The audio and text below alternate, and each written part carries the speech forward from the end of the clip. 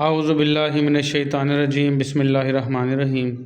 आज हमने पढ़ना है बेटा हमारा जो ये LHV पार्ट फर्स्ट की ऑब्स्टेटिक्स की बुक है। आज हमने पढ़ना है उसका फेस प्रेजेंटेशन, बच्चे के चेहरे का पैदाइश के रास्ते में होना। ये हमारा बेटा पेज नंबर 59 है। तो चेहरा अगर पैदाइश के रास्ते में होगा तो क्या क्या मसाइल हो सकते हैं और क्या क्या पेचीदगियों का सामना करना पड़ सकता है और ये किस वजह से होता है, ये देखें मैं आपको दिखाता हूँ फेस प्रेजेंटेशन कैसे होती है। ये देखें बेटा, ये पिक्चर देखें, ये है पैदाइश का रास्ता और ये बेबी है। ये जो इसका फेस जो है ये इस तरफ है, माँ की रीढ़ की हड्डी की तरफ, इसको ब्रो प्रेजेंटेशन कहते हैं। और ये देखें अब इसका जो चेहरा है वो पैदाइश के रास्ते की तरफ है, इसको फेस प्रेजेंटेशन कहते हैं। तो ये पता चलेगा या तो कोई एक्सपर्ट औरत हो या कोई जो है अल्ट्रासाउंड से पता चल सकता है कि ये बच्चे का फेस नीचे की तरफ है। इसकी वजूहात ये भी हो सकती हैं बेटा कि जो बच्चे का जो ये है सबमेंटो ब्रैगिमेट, ये जो है ना, ये यहाँ से लेके यहाँ तक, ये जो बच्चे का ज़्यादा बड़ा हो, ये 9.5 सेंटीमीटर लिखा हुआ है लेकिन ये 3.25 इंच से ज़्यादा होगा तो भी बच्चे का जो ये चेहरा है ये पैदाइश के रास्ते में पहले हो सकता है। या बच्चे की जो सर हो ही ना, इसको इंसेफेलिक प्रेजेंटेशन कहते हैं, इंसेफेलिक कंडीशन, इसमें बच्चे का सर होता ही नहीं है, ये देखें इंसेफेलिक। या फिर बच्चे को कोई ट्यूमर हो, रसोली या कैंसर गर्दन में बना हो ये इस तरह का, तो इस वजह से भी बच्चे का जो चेहरा है ना वो सामने की तरफ पैदाइश के रास्ते में हो सकता है। ये देखें, ये इसको एक मास बना हुआ है, नेक मास। तो अगर बच्चे को ये इस तरह की कोई भी बीमारी है तो उस बच्चे का जो है वो सर पहले होगा बेटा। तो इसको पढ़ते हैं हम, बाकायदा देखते हैं। आ हैड ए, सर जो है ओवर द ब्रिम, ब्रिम के ऊपर होगा, ऑफ द पेल्विस, पेल्विस को, पेल्विस के, पेल्विस कहते हैं बेटा जो कूल्हे की हड्डियां हैं और उसके बीच में जो जगह बच्चे की पैदाइश के लिए यूज़ होती है उसको ब्रिम कहते हैं। तो वहाँ पे सर होगा, मे बिकम फुली एक्सटेंडेड, और वो ब्रिम जो है मुकम्मल तौर पर एक्सटेंडेड खुला हुआ हो सकता है।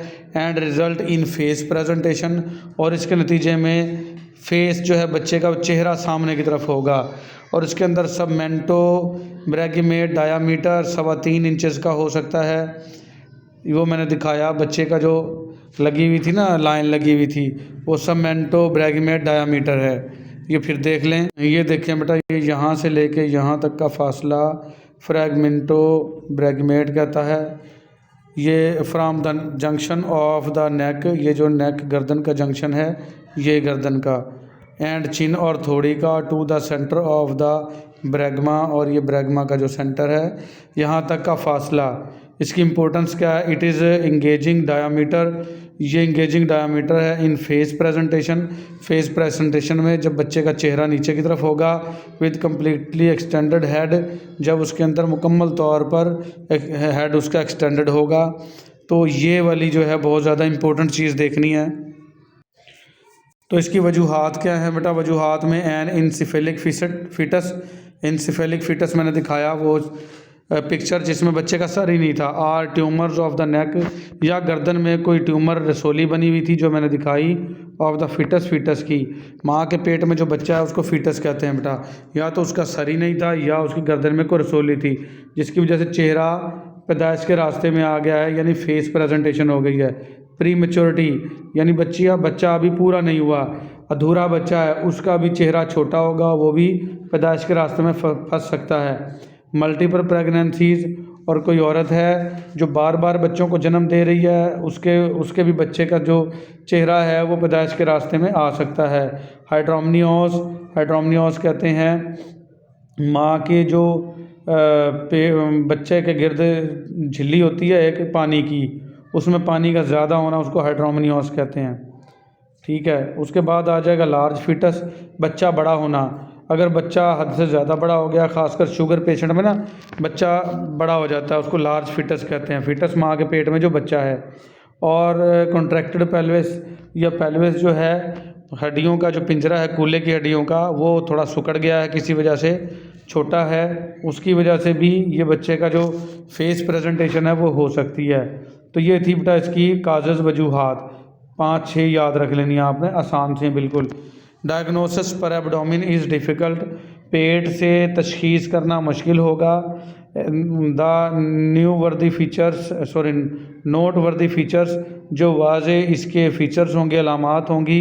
इज़ अ फ्री, बिल्कुल फ्री हाई ऊंचाई में, एंड लार्ज प्रेजेंटिंग हेड, यानी कि ऊपर माँ के पेट में जहाँ पैदाइश का रास्ता है उससे ऊपर होगा, और सर बिल्कुल अलग ही होगा और बड़ा नज़र आ रहा होगा। बस ये एक इसका वाज़े फ़ीचर है। बाकी पेट से इसको डिफ़िकल्ट होगा तशख़ीस करना कि ये बच्चे का चेहरा पहले है या नहीं है, इसको अल्ट्रासाउंड से ही पता चल सकता है। फिर लेबर क्या है बेटा, दर्दें जब होंगी फिर उसमें क्या करना आपने। इन अ फेस प्रेजेंटेशन, जब बच्चे का चेहरा नीचे होगा, द चिन थोड़ी इज़ द डोमिनेटर, इसमें चिन जो है वो गालिब होगी, डोमिनेटर का डिनोमिनेटर, चिन जो है वो फंसी हुई होगी बेटा, उसकी पोजीशन जो है वो फंसी हुई होगी। अच्छा, द चिन में भी एंटीरियर और पोस्टीरियर, थोड़ी अगली जानब भी हो सकती है, पिछली जानब भी हो सकती है। And lying in one of oblique diameter of the pelvis, और जो पेल्विस है, कूल्हे की हड्डियां हैं, उनमें से ऑब्लिक डायामीटर में से किसी एक में होगी। थोड़ी का आगे होना फ़ायदेमंद है बेटा, थोड़ी का पीछे होना नुकसानदेह हो सकता है, बच्चे के लिए भी माँ के लिए भी। ए से एंटीरियर, ए से अगली जानब, पी से पोस्टीरियर और पी से पिछली जानब, ऐसे याद रख सकते हो आप। मैं दिखाता हूँ ये पोजीशनें। ये देखें बेटा, ये मेंटम एंटीरियर, ये चिन जो है वो अगली जानब है, और ये इस तरफ, और ये मेंटम पोस्टीरियर ये पिछली जानब है। ये थोड़ी फंस सकती है बेटा, ये थोड़ी जो है ये फ़ायदेमंद हो सकती है माँ के लिए। अगली वाली तरफ चिन का होना फ़ायदेमंद, पिछली वाली तरफ चिन का होना नुकसानदेह। ये पढ़ते हैं फिर बेटा जाके। The mento anterior position is more favourable, mento anterior position जो है वो ज़्यादा फेवर में है, ज़्यादा फ़ायदेमंद है। एंड स्पॉन्टेनियस डिलीवरी, और जो नॉर्मल डिलीवरी उसको स्पॉन्टेनियस डिलीवरी कहते हैं। इस मोर लाइकली, ज़्यादा इसके चांसेस हैं, but moulding does not occur, लेकिन इसमें मोल्ड नहीं करना आपने, इसको मरोड़ना नहीं है। इन द बोन्स, हड्डियों में, ऑफ द फेसेस, चेहरे की। द लेबर इज़ स्लो, इसमें दर्दें का स्लो होंगी। लेबर दर्दों को कहते हैं बेटा जो पैदाइश के दौरान हो रही हों। Labour starts by an early rupture of membranes, जो दर्दें हैं वो जो मेम्ब्रेन है, झिल्ली है पानी की, वो पहले फट जाएगी, जिसकी वजह से दर्दें शुरू हो जाएंगी।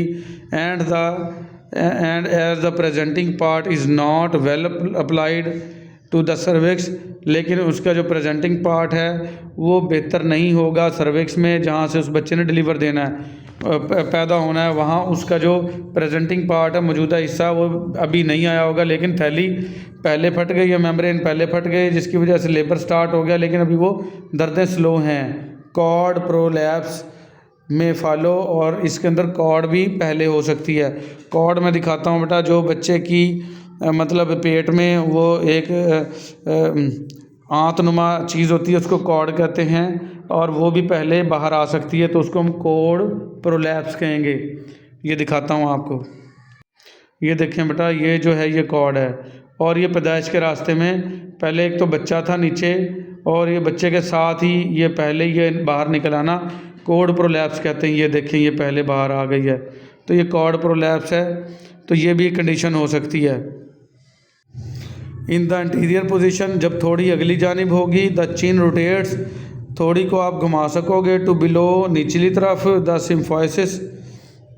सिम्फोसिस में जो पैदाइश का रास्ता है वहाँ हड्डियाँ, उनको सिम्फोसिस प्यूबिस कहते हैं, वहाँ पे घुमा सकते हो। एंड स्पॉन्टेनियस डिलीवरी फॉलोज, और नॉर्मल डिलीवरी करवा सकते हो। Episiotomy is essential to prevent tears of the perineum, episiotomy ज़रूरी हो जाएगी प्रीनियम में कट ना लग जाएं, इस वजह से एपिस्टोमी दिखा देता हूँ बेटा। पिछले लेक्चर में भी दिखाया था बेटा, ये पैदाइश का रास्ता है बेटा, ये पखाने वाला रास्ता है, इसके जो दरमियान की ये जो जगह है इसको प्रीनियम कहते हैं। तो यहाँ से ही काट देंगे, यहाँ अगर नहीं काटेंगे तो बेटा इसमें पहले ही कट टीयर लग सकता है, चीरा आ सकता है, तो खुद ही काट के रास्ता बना दो, और फिर इसको जो है इस तरीके से इसको टाँके बाद में लगा दिए जाएंगे, और ये देखिए ये सिल जाएगी। पहले ये था कट, ये फिर बाद में इतना हुआ और ये बिल्कुल सी दिया है। तो ये कट दोबारा से रिपेयरेबल है, कोई इसमें बहुत बड़ा मसला नहीं होता। तो इसके अंदर एपियोस्टोमी कर देंगे। अगर ये ज़्यादा मसला है, फेस चिन फंस गई है, ठीक हो गया। Episiotomy is essential to prevent tears of the perineum. Episiotomy ज़रूरी है, टीयर्स जो आ गए हैं, कट जो लग जाएंगे प्रीनियम में, उससे बचने के लिए। द मेंटो पोस्टीरियर पोजीशन, अब पिछली जानिब आ गई, पीछे पोस्टीरियर, पीछे पिछली जानिब, इज़ मोर डेंजरस, ये ज़्यादा ख़तरनाक है, बोथ फॉर द मदर, माँ के लिए भी, एंड द फिटस, और बच्चे के लिए भी। Rotation of the chin to below the symphysis is slow, क्योंकि इसमें जो चिन है थोड़ी है, उसमें सिम्फाइसिस की तरफ निचली जानिब इसको जो रोटेशन है, घूमना है, वो स्लो है। एंड रेयर, और बहुत कम है, क्योंकि थोड़ी इसमें फंसी होती है। And chances of obstructed labour increase, और जो चीज़ जो बच्चा फंस जाएगा, ऑब्स्ट्रक्टेड कहते हैं उसको, उसके जो दर्दें हैं वो बढ़ सकती हैं। These patient require help during delivery, इसके अंदर मरीज़ को मदद की ज़रूरत है पैदाइश के दौरान, बच्चा पैदा करते वक्त। And are best delivered in the hospital, और बेस्ट है कि इसको हस्पताल में ले जाओ आप अगर ये पोस्टीरियर है। Where one of the following may be chosen to achieve delivery, जहाँ पर दोनों में से एक, मदरजा झेल दोनों चीज़ों में से एक का इंतखाब किया जाएगा डिलीवरी के लिए। वो कौन सी हैं? मैनुअल रोटेशन ऑफ द चिन, हाथ के साथ ठोड़ी को रोटेट करवाया जाएगा। टू एन एंटीरियर पोजीशन, अगली जानिब लाया जाएगा, पिछली जानिब से अगली जानिब लाया जाएगा।